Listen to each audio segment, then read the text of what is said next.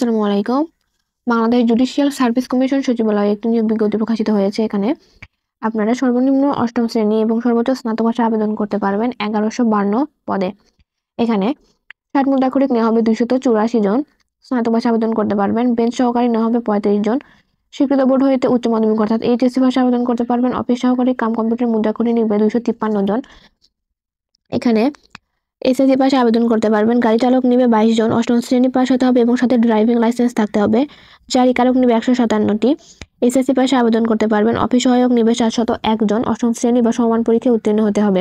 এখানে আবেদনের জন্য বয়স লাগবে 18 থেকে 32 বছর এবং আবেদনটি অনলাইনের মাধ্যমে চলবে। অনলাইনে আবেদনটি শুরু হবে 25 নভেম্বর 2025 এবং শেষ হবে 9 ডিসেম্বর 2025।